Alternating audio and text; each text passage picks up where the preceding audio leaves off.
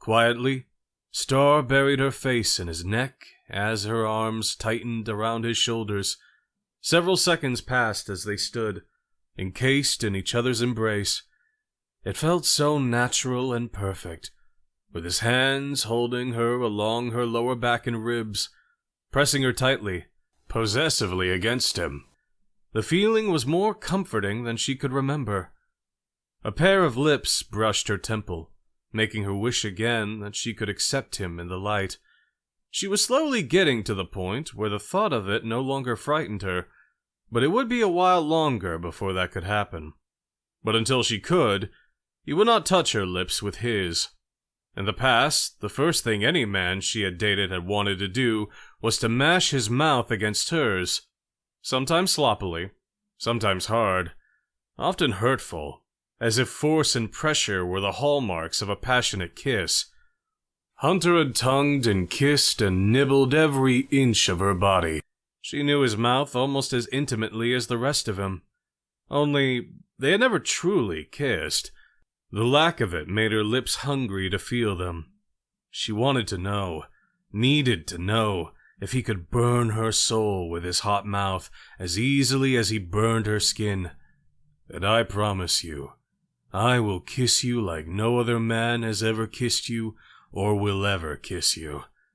A shiver ran through her, and Hunter squeezed her tighter. Talk to me, my heart, he whispered in her ear, pressing her lips to his throat, where his neck was bare above the collar of his tunic. Star wanted to ask him 100 questions. She had to know, for the sake of her heart and her sanity, would he still be within her reach after she conceived? They would still be guardians. That was their life's duty. But was what she was feeling also running through his veins? Did his heart leap whenever she entered the room like hers did? Did he spend nights tossing and turning in bed because it had become too empty and too cold?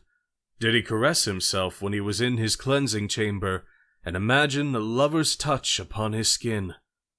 A lover's touch. She tongued off the comm set inside her mouth before responding. Udo?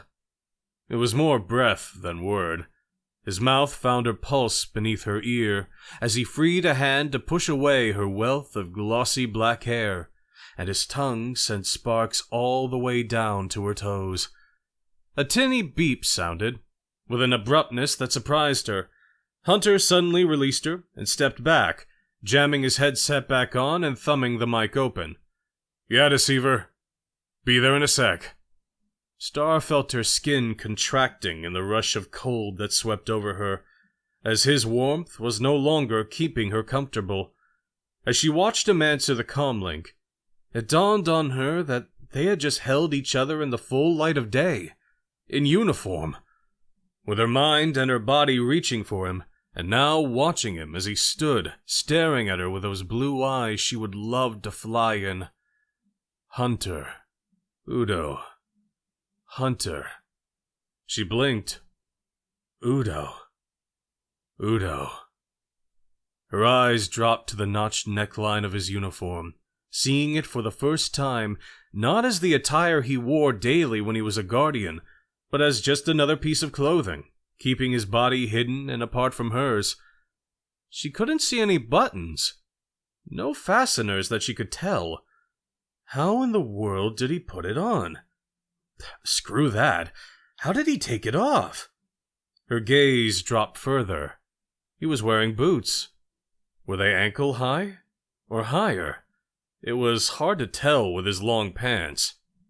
Star? Slowly she lifted her eyes to see a gentle smile on his face. Did he realize what was happening to her? Could he grasp the miracle that was coming over her? A small, tentative smile lit her face, and Star gently shook her head. No, she murmured quietly, so his headset wouldn't pick up her voice. Not now. Right now my name is Terran. Her eyes centered on his mouth. He had a beautiful smile. A perfect smile. A loving smile. It had the power to make her happy just to dwell on it. My name is Terran, Udo. And I think I've fallen in love with you.